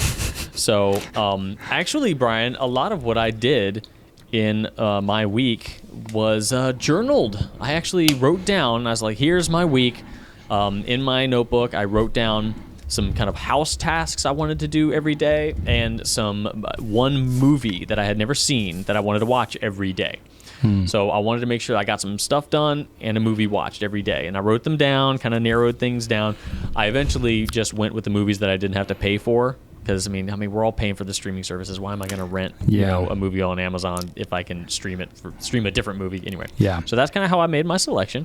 So I watched A Quiet Place with John Krasinski and Emily Blunt. Okay. That one where they can't talk or else monsters will come and kill everybody. Oh, okay. That was interesting, different. I was interested to see like, ooh, how's Jim Halpert? What's his last name? Halpert. Jim Halpert going to be like in the movie. And he didn't talk, so it's like, he talked a little bit, but really it didn't feel that different. Just Jim with a beard being quiet, not trying to get killed.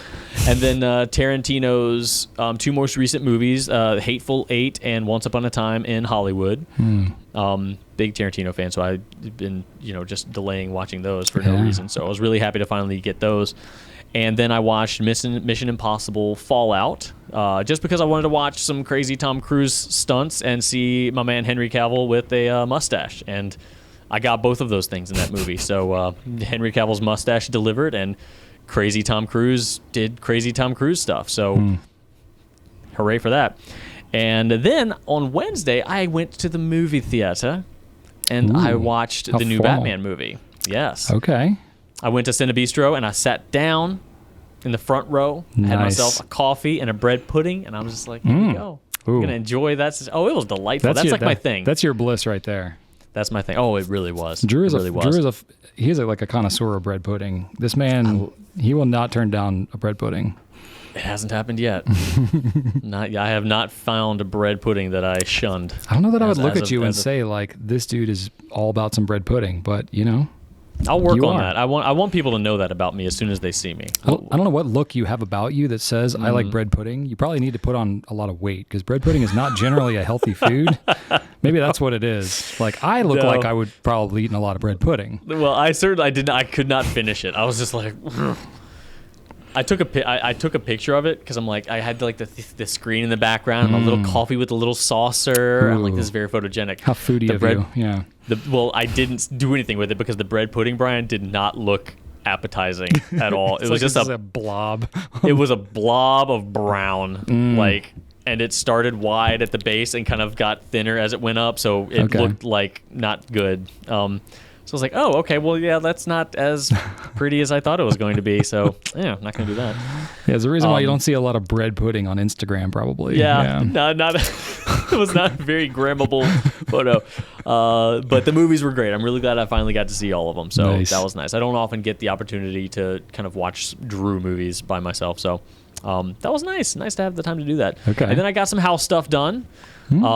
did some mulch around the garden area, bed stuff, some random repairs, stuff I needed to like a little window thing that was flopping off, and some things that needed to be hung up that I've just been not hanging up. And Yes. so I got all that done, got that all wiped out. Sprayed for weeds around the house, and the thing that killed me though was my sagging gate.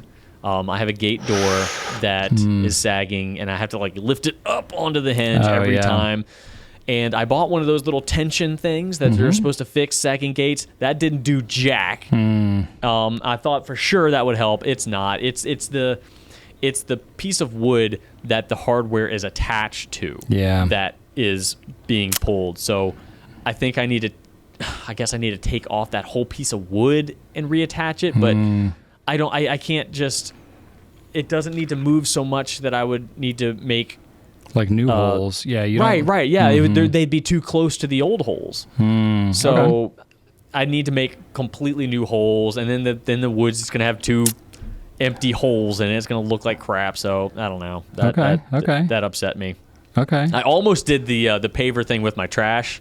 But I almost, but I was like, no. That's kind of a project. That's a bit of a commitment. It is. It got to, because then I was like, I also want to replace the slates that are like sinking down into the earth with other pavers and make like a little. I'm like, and then it became something. I was like, nope, shut it down. Oh yeah, then you're like creating a Narnia in your backyard, and you're like, no, it's easier just to do nothing. I'll do. Yeah. That's exactly what happened. Yep. But so the gate still, I failed at the gate, so that is an ongoing thing. Okay, but, I got a little tip for you on the gate thing. We can talk more later, but if you any situation like that where you have something that's like wood, and especially if it's outside like that, like the holes, they kind of get like made bigger, right? Because you got all that weight, so the holes are bigger. So you can actually just put some like little wooden shims. Like you can use, I don't know if you have small.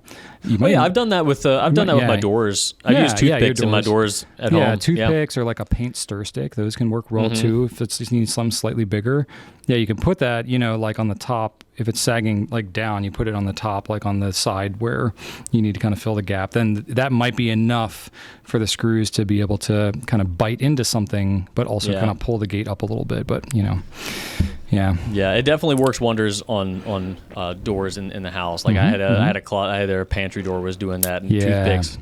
It was a miracle. I felt like why.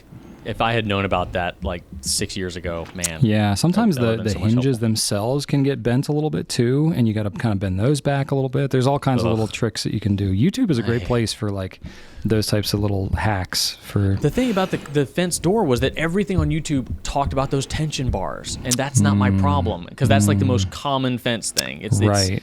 And I get it. That's the most common thing. So it was hard for me to find like non-tension bar YouTube hacks, but anyway, I don't want to talk about house stuff anymore. It's upsetting. Fair enough. Anyway. Fair enough. But fun thing, though, also a little terrifying, is this weekend, the puppy is happening. We are getting a corgi puppy. And his name is going to be Felix. Felix the puppy. Okay. And when this publishes, I will be leaving today to drive to Southwest Virginia to get the puppy. All right. So a southern puppy. Yeah, that's right. Well, we'll see how that goes. I'm sure it's going to go great. Come on. Well, we have not had a puppy in the house for over 10 years. So this will be our third corgi. We had one pass away a little over a year ago, so we have but one. So, the whole puppy thing, we're going to revisit that. I'm just trying to remember, all right, what did we do that worked, and what did we do that didn't work 10 years ago? Yeah. And I'm like, that's kind of a while ago. Yeah. Yeah, it was a while. So that'll be interesting. I will. It's going to be fun. That's going to be fun. We'll talk about how that goes next time we have a pencast, and I'll show you some puppy pictures. Yeah, you will. That's exciting, Drew. Good for you. Yeah. I wanted to name it Mega Man or Godzilla or Dracula, but Shannon did not like those, and because she paid for the dog entirely herself, I was like, you know what, you can pick the name. I guess. So she picked Felix. I was like, Mega Man the puppy sounds so much better. I mean, you can choose to call the puppy whatever you want.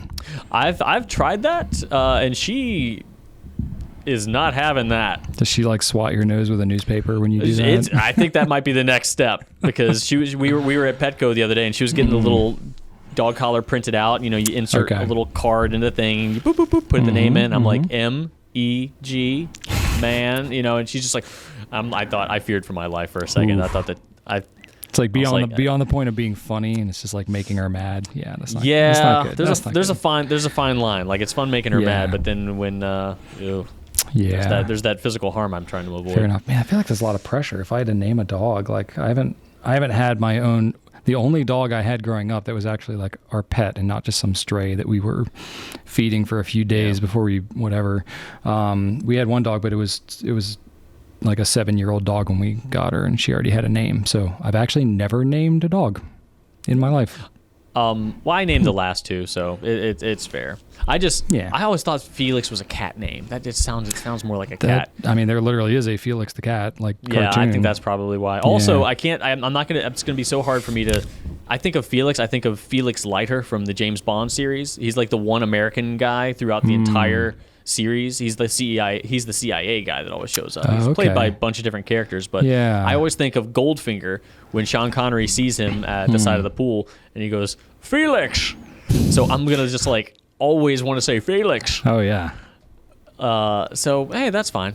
Yeah. I like saying Felix. I mean, that makes sense. Corgis are, from the UK, right? They Don't are, hail but from Felix there? isn't. Felix is the one American. Oh, yeah, that's true. Yeah. Okay, yeah, that's weird. Yeah, that's Okay, all right. But that's cool. Good for you, man. Puppy times. Puppies, they're adorbs. Totes adorbs. Drew, I added a note for you. Oh, you use your printout, don't you? You don't see the note that I added in. Okay, well, I was gonna suggest that you show off your fanny. Oh, well. Because Drew's got a really nice fanny. I don't know if you want to reword that. That but he's got to show off. I mean, look at this. You've actually been wearing it this whole time? I have. Of course I have. I wanted, I think that the people needed to just feel this vibe that I have. Feel the energy from your fanny? I definitely feel it. I've been wearing it the whole time just to kind of fuel my performance because I'm energized. I feel like at any moment I can go somewhere and be prepared. So for our audio listeners here, what I'm talking about is Drew's fanny pack. Not literally my pack. A rickshaw fanny pack to be exact. That Drew brought to my awareness. I was not aware that this was a thing that existed in the world. And I was like, Drew, we've been going to some pen shows and doing some of that. Got the 80s thing going. I feel like a fanny pack could really enhance the experience here. It's beautiful. It's tweed. And I opted for the pink interior. And look, Brian, it fits a whole rickshaw koozie case. I mean, that's a strong combo right there, I got to say. Yes, indeed. But so Drew was like, I want this thing. And I was like, that is pretty tight. I was like, you know what? I'll match you on your fanny pack here. Yeah. So I picked one up for myself. Now I have, I'm no stranger to the fanny pack. In my house, Drew, right now, I have a fanny pack. Granted, it's just a plain, boring black one, but I have a fanny pack that it houses an original Game Boy with all the games. That is what I store my Game Boy in, is a fanny pack. I don't wear it around and carry it with me, but that is genuinely how it's being used. So I was like, okay, I'll get a fanny pack, but I was like, I'm gonna lean into the fanny packness. So I went with bright neon green for my own personal one. Nice. And then I want a nice color pop, so I went with bright orange on the interior. And I was like, yeah, this feels like childhood right here. That's beautiful. Super bright colors. If I could get some metallic silver triangles on here too, that would really top it off, but that wasn't an option with Rickshaw. So you can customize it. Drew and I picked our own. And yeah. This is definitely going to be with me at my next pen show for sure. Yeah, I think this is going to be a pen show thing for me too. I guess these are in fashion now. But they're in fashion if you wear them. You wear them across your chest, but I'm like, that's nonsense. Yeah. These are called fanny packs. No, you wear them on your fanny. You wear them like a belt. It's like an extra cargo pocket around your waist. And I'm I'm all on board for this. And I'm all on board with the fanny pack. I think it's practical, it's effective, frees up your arms and your back. You don't have any encumbrances upon your shoulders. You want to know the perfect use for a fanny pack like this, Drew? Soup. If you want to go to an amusement park and you want to carry stuff around, but you don't want to have to like physically Also be carrying it. You don't want it to have a big bulky backpack because you don't have that much stuff to carry. You don't want a lot of stuff in your pockets because you're going to throw it around. It could fall out, whatever. You can take it off and stick it on the coaster, beside it, and then pick it up when you get off. Fanny pack is like perfect amusement park item. Absolutely. You get your poncho in there. Yep. I always have to. My son's allergic to peanuts, so I always have to have an EpiPen with me. There you go. And that thing's super annoying. Like my wife has it in her purse all the time. Yeah. But me, it's like really, I'm either gonna just like walk around with it or carry my big laptop bag. Like no. That's what's up, man. I will put it in my fanny pack. There you go. So anyway, Drew and I, we got these sort of as like with treat yourself kind of a thing, but I'm not going to lie. We're going to carry these around. And if we do like this, and if these are received really well, I will say it is a thought to be entertained. We work with Rickshaw. We have made custom things with Rickshaw. I'm just saying there is a possibility that we could make our own Rickshaw fanny pack. But we're trying to separate out just our own enthusiasm for a product versus we were already talking what about might be a marketable product and may be interested with the greater pen community. So if y'all are interested, go check out Rickshaw's fanny packs on their website. They got all kinds of custom options and stuff. We could also custom print some things. So we have ideas floating around, but it's kind of a niche product. We understand it's not directly pen related, but also we wanted to everyone get it for should have ourselves one. anyway. Yeah. Yeah. So anyway, if there is of interest, let us know in the comments and ask our team and stuff like that, because we'd like to know. We like Rickshaw. We like to support them, and we think this is a cool product that maybe should exist and be in your awareness. So when I told Brian about it, he was like, "Wait, what? Rickshaw has a fanny pack?" I'm like, "Yeah." Yeah, I was like, "That's it's an awesome one." He's like, "Are you kidding me? Why do I not know about I didn't this?" know. Everyone should have knowledge of this. Yeah. And it's funny because Brian is all about some cargo pants, shorts, as you very well know. I'm not. But this is an area where both of us are like, abso-freaking-lutely. We both fully endorse the fanny pack. I told Drew this is our bridge over troubled waters in terms of fashion here. Drew and I don't overlap a lot, but this is one area we can both get on board. And this is a weird place to be. This is a weird thing for us to anchor our friendship around, is the fanny pack. But it's a strong anchor. Here we find ourselves. It's a strong anchor. We didn't choose the fanny pack. The fanny pack chose us. Okay. Yes. My goodness. Okay, let's talk about my nonsense now. So Drew took the week off. I took the week on. Yeah. So while Drew didn't go anywhere and didn't work, I went somewhere else and worked even harder than normal. So I went to a like an e-commerce business like conference thing. It's a private group. It's not a huge thing. It's not anything that people would really know about, but it's an in-person thing with a group that I belong to, and I really like this group. I've been with it for several years, and it's really cool because I get to talk to people who do e-commerce really well, not related to the pen industry at all, but we get to experience, share with those folks, and learn how to do. Just do e-commerce, do business better so that we can provide better things to you. We get to learn what like developer partners are good on our software platforms and all these different things. So we learn a lot and gain a lot from it. And you all have directly benefited quite a bit from what I've been able to learn in this group. So I went to this conference. It was within driving distance, which is nice because normally I have to fly. So coming out of like a COVID 2 years, not having really gone anywhere kind of a thing, it was nice to also not have to like pile on a big full day trip of flying with connections and all that stuff. So that was pretty cool.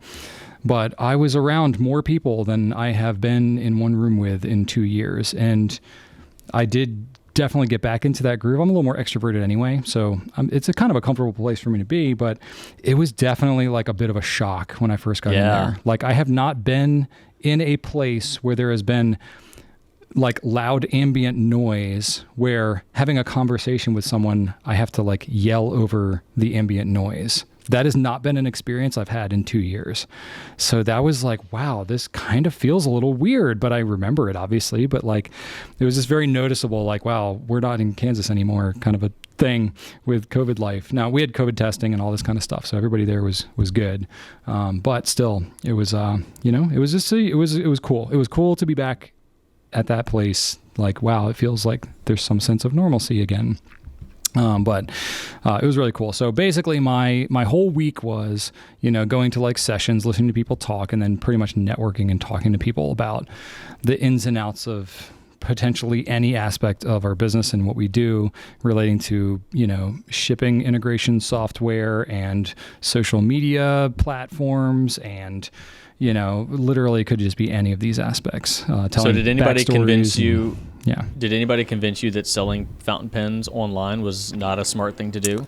No, I mean, pretty Good. much this is a whole group of, no, we're still going to sell fountain pens online. Yeah, in fact, it's kind of the opposite of what you're suggesting here. I actually met several people that are like, oh my gosh, that's your company? I love you guys. Or I hired somebody and mentioned that, I was going to be coming here and you're one of the people here, and they flipped out. They asked if I could get a picture or whatever. Like people that are into fountain pens, we've been doing this thing so long, like they know who we are and how we do things. And oh, that's amazing. So it was really cool. They're like, they know me from the group, but they're not into pens, but their 13-year-old is into pens. So they like bought them one of our pens, and the 13-year-old is like, brings their pen to school. They're like popular with all their friends with their pen, and they watch our videos and all this kind of stuff. So I have like all these like tangential little like experiences with other. That's so cool. It must be so weird, people. like meeting people who know you that aren't in the fountain pen world. Like it's a different dynamic because they do like the business thing like we do. So that's a cool experience for me, because obviously like we have our team here and it's great, but I'm not often talking to many other like e-commerce business owner founders. Like that's a different, it's just a different wavelength you kind of dial into. So you're talking to other people who've got kind of similar, upstart stories of having to quit their jobs and go all in on their business and that whole kind of thing. So I connect with people on that, but then when there's like also a connection around the thing that we're actually doing with our business, is really, really cool. And so it's just, it's a whole different thing. Like when you go to a pen show, you think obviously you can talk about pens and stuff like that. But when I go to a e-commerce conference, I don't necessarily think I'm going to be talking like in depth about actually pens and the things we do. Yeah.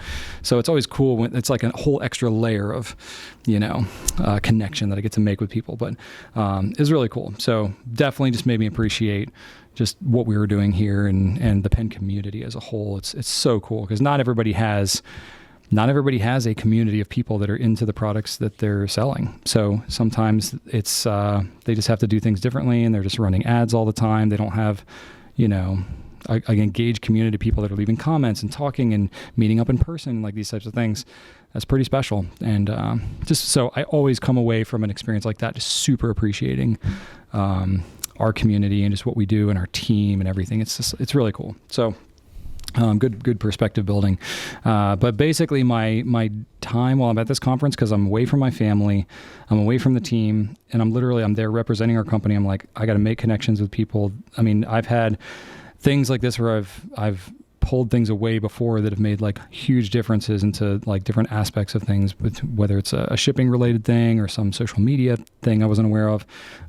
There's always little nuggets, and it's always going to be at like a 1:00 in the morning conversation with somebody that I just happen to walk up to their group and I hear about a thing that I'd never heard of before. And then I go back and look into it, and it's a game changer for us. So the whole time I'm at a conference like this, I'm like, okay, I got to be like on and try to make just absolutely the most of every minute while I'm there. And so it's pretty much like 8 in the morning until 2 or 3 in the morning the following day.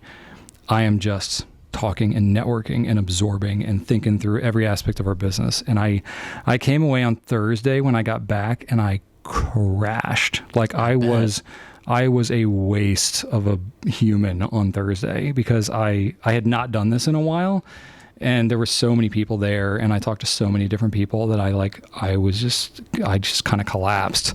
And it took me like basically kind of through the weekend to really come back to being a normal functioning human again. So it was really, really great, but I'm still kind of unpacking it all, but it was really cool. And then, while I was there, I took a ton of notes. I was conscious about which pens that I brought because I knew that that's a thing. So I have like kind of 2 pens that I like that I ended up really using the most. I used a Lamy 2000, surprise, but it's because it was just so dang reliable. Like I just needed that pen, and it started right up, and I could just sit there and didn't have to worry about capping and uncapping it as much. It's super quiet, and very durable. I could just throw it in my pocket and just go about my business. Didn't have to worry about like an extra pen case and all this other stuff to go with. So that was a good old standby. And then I had a TWSBI 580 ELR, the blue one, the navy blue, which is it looks really good. I get to show off the ink. That pen's really good. Like the Lamy 2000 is a great pen, but to show that to people who don't know anything about fountain pens as a first-time pen, it's not necessarily like, it kind of looks like a roller. It looks too much like a roller ball at first glance. So you show like a TWSBI 580 or something, then it's like, oh, this is a different type of pen. You can see the piston inside, the ink sloshing around, the nib, the feed. It's all very clear. So I like that one as a good demonstration. But the Lamy 2000 was like my standby, one that I was writing with a lot. So that was cool. So that worked out really well. And I wrote in a Leuchtturm. And got a lot to unpack on that whole trip, but it stood by me. And then, as I came back, physically I was fine after a day or two, but mentally I was kind of in a mush. So I did kind of like you. It was like, it's springtime's coming up and it's like yard time. So did some yard work. We've had a lot of rain around here recently, and lots of parts of my yard get flooded, especially like right around where my house is. So I've been wanting to like, run a pipe under the ground and kind of extend the gutter spout, so it's away from the house, because I don't want it to like get in, under the foundation and cause mold in the crawl space and all that. So I've wanted to extend that. So that was my big project, is basically I dug big trenches and ran pipes and extended my gutters on six gutters on my house. So it was like not a super, exciting project necessarily, but it was pretty brainless, and I got to just like come back to reality after going to this conference thing, and the weather was beautiful, and we'd had a bunch of rain, so the ground was nice and soft, and I was like, this is the time to do it. So I just went in and did that, and it worked out really well. What I found, little trick, if you're trying to dig any kind of a trench in your yard, okay, you don't want to just like dig the trench, because then all the grass gets mixed in with all the dirt underneath it. What you got to do is a little hack that I found. You take a square shovel and you cut like squares about the width of the shovel, right along where your trench is, and then you scrape like the top 2 or 3 inches. So you're basically scraping like shovel-sized squares of turf, and you set those aside, and then you dig your trench. And then when you fill it back in, you leave a couple of inches, and then you just put those squares right back. Nice. And then it's like it never happened. Yeah. So I didn't do that for the first one, and then I was left with this like dirty, mushy looking long thing. It's like, well, you can obviously tell I dug a huge trench right there. Yeah. And it was all nasty. But then I thought about that little trick. And what was so funny is my son, he's 12. So of course, everything he sees in his life is Lego and Minecraft. So he saw me doing this and he was like, it's like Minecraft, because it's like literally like squares of turf. And it's like, yeah, actually, it kind of is. So I was actually able to convince him to come out and help me on the project. Oh, nice. Because I was that's a sodding good idea, Brian. Yeah, like he does not like working outside, does not like getting dirty, that kind of stuff. He's very much an inside kid. But, just the fact that it looked like Minecraft got him outside, and he helped me for like 3 straight hours, and I was super proud of him. So nice. Got to spend some good time with my boy, teaching him how to do, hard manual labor. So it was a very fulfilling kind of experience. So that was kind of neat. I actually had a little mini moment. I bought from Lowe's a little birdhouse kit for kids. Okay. So Archer got his hammer out and he made the little birdhouse. He painted it, and we hung it up on a tree this weekend, which was also a very similar fun experience that I don't get to do often with him. That's awesome. And then last thing is, I alluded in the beginning of this that we are working on a new set for our Pencast that we're going to hope to unveil next week. So I've got some stuff I've been working on around that. And I have a little bit of a teaser here that I can show, if you're okay with that, Drew, unless you want to like... I have no idea what you're going to show, but yeah, bring it on. So... y'all know that I'm into puzzles and Rubik's Cubes and stuff. No, I don't think we mentioned that. So, I have this little mini cube, which is pretty cool, right? Well, I actually bought 100 of these so that I could do a pixel art Rubik's Cube mosaic as a piece for our little set. So I wanted to show that because I got that done, and I could basically make whatever design I want. But I made one that's the Goulet splatter. Nice. Because it's nice and clean, white and blue. And I thought that was kind of cool. So we can just like have this in the background. I could make new ones and change it up over time if we want. But very cool. I thought that was kind of a cool little set piece to have there. And it's like pops, nice blue and white. And it was like, yeah, that's pretty fun. So absolutely. Yeah, I thought that was kind of neat. It's like getting to merge my little interests in there. So kind of fun. So more things nice. like well, that. We've definitely got some interest in being back in the office so that we can do a sequel to the Drew goes through Brian's random crap and makes him talk about it of discussion. So. And we could have like trivia things where we eat gross candy as well. That's another follow-up. We got circus. Yeah, we got circus peanuts, Drew, that we never have followed up on. That's something we could do. Boston baked beans. That's about it. And also we can do that hot ones. Oh, the hot ones. Episode. Yes, we did talk about that, didn't we? Oh, I wasn't going to mention that one. Yeah. Yes, we did. People still mention it. Every week we get a comment about like, ooh, another thing you could do with your hot ones episode. They haven't forgotten, Brian. The people remember. Okay. Yeah. All right. Well, if it entertains the folks, then we might have to do that. So anyway. We don't want to disappoint our friends. No, we wouldn't disappoint. No, it'd be good. But yeah, so that's what I've been up to. It's been fun. All right, next up, we got a couple of company updates here. All right, so a couple of brief company updates. Drew and I are still getting back up to speed on what actually happened while we were out. But basically, we have some videos that we've posted recently that we wanted to highlight a little bit. So we have the Sailor Northern Lights, our exclusive that we got. Kind of alluded to that already, but we got a video about that if you want more details. We also posted a video about our legendary fountain pens. I think that was a slice from a previous pencast that we did. Did another video. This is one, truth be told, that I've recorded twice because I originally shot it and it was out of focus the first time that I shot it. So I had to reshoot it. But this is how to fill a Lamy Dialogue 3 or a Dialogue CC. You know, it's a different mechanism or retractable thing. It's a special pen. And I was like, I really could do a dedicated video on it. And then I shot it and we were going to publish it, and then the Dialogue CC was out of stock for months, and then it came back. We're like, okay, I think we're finally ready to publish it, and guess what? Now we're out of stock of the CC again, and word on the street is we might not get more until August. So I'm like, whatever, let's just publish it, and then people can at least have it for the Dialogue 3's sake. But anyway, helpful video. Drew was there, he watched me shoot it, and I messed up so many times. It was like when I was trying to do the feed saturation thing with the ink syringe, and I was like, what is wrong with me? I've never screwed this up this much before. That's what it was like shooting that video, but it turned out okay. You actually, you want to hear something heartbreaking? What? We got some help editing that video, and some wrong footage was used that I didn't catch during the proofreading process. Whoops. Yeah, you remember when you used the dirty pen? Oh, is that the one that made it in? Yep. Oh, I did pretty much everything wrong in that one, but... Yep. So I added in a little disclaimer. You'll see Brian do a writing test. He's supposed to be using Lamy Topaz, which is a brown, and it came out kind of blue because I used somebody hadn't cleaned his pens. Didn't look like anything was in the converter, but there was junk left in the feed because I don't clean my pens. That's the first time I've ever done that. Yeah, he reshot it, but the proper footage wasn't used. So I should have caught that. That's on me. But that's an inky hand moment right there.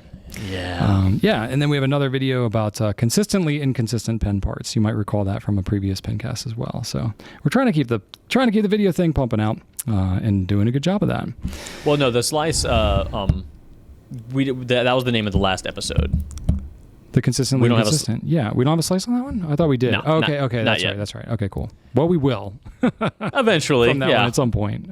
Anyway. And that's what we got going on at Goulet Pens. All right. Now, that's pretty much it for this episode, Drew.